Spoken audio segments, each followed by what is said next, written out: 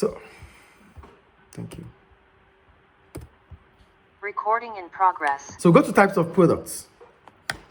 There are several types of products. Some products are sold to consumers and some can be sold to other businesses. That is to other producers. That means business to business. Yes. In addition to physical goods, services are also sold to consumers and to other producers.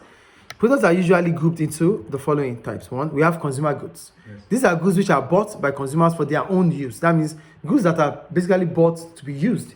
They are consumer goods. Yes. They can be goods that do not last long, such as food and cleaning materials. Some goods last a relatively long time and give enjoyment over a long time, such as furniture and computers. So whatever you buy because you want to use it, because you want to consume it, it's a consumer good.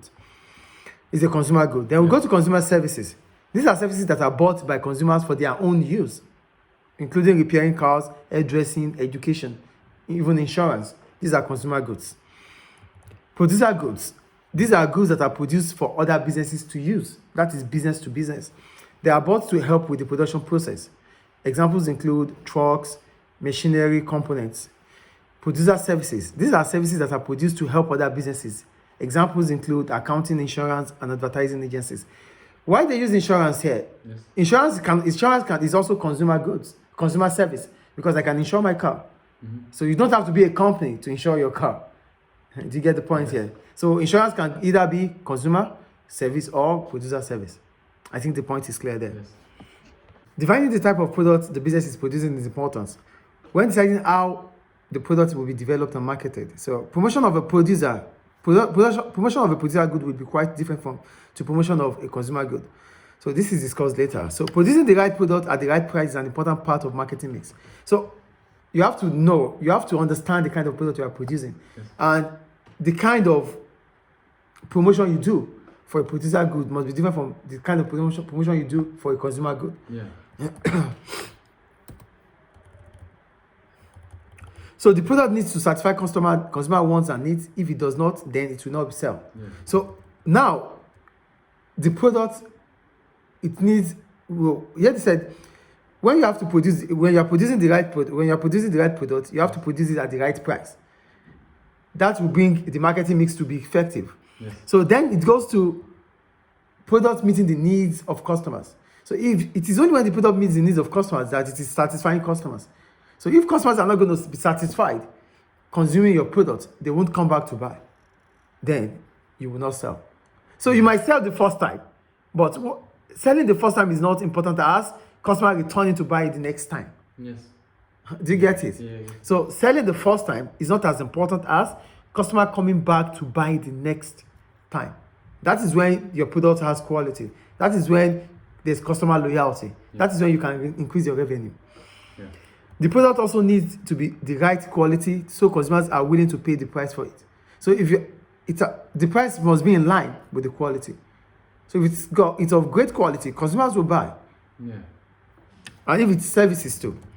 The product must not be so difficult to make that the cost of production are greater than the price charged for it, as this will mean the business makes a loss. So you must not spend so much producing the product that it becomes difficult for you to charge a lower price for. Because if the cost of producing the product is so high that you cannot relatively charge a higher price, then you run at a loss. Design of product is very important. The quality needs to be appropriate for the brand image. For example, a high brand image means a high price, but quality must be high too. The product also has to last a reasonable length of time. That means it must be durable. Yeah. If the product is not reliable and breaks down or breaks soon after it is purchased, then it will get a bad reputation and is unlikely to sell well. The product also needs to perform to the standard expected by consumers and must meet legal controls. For example, food products must satisfy health regulations. So the design of the product, the design must be, when you talk about the design, it's talking about the branding itself, the durability of the product, and there must be legal controls. It must meet regulations too. So if not, you might be having problems with government or having problems with customers not buying. Yes. There's something called cow star ? And yeah. That's when, is it related or not? No, that is when we're talking about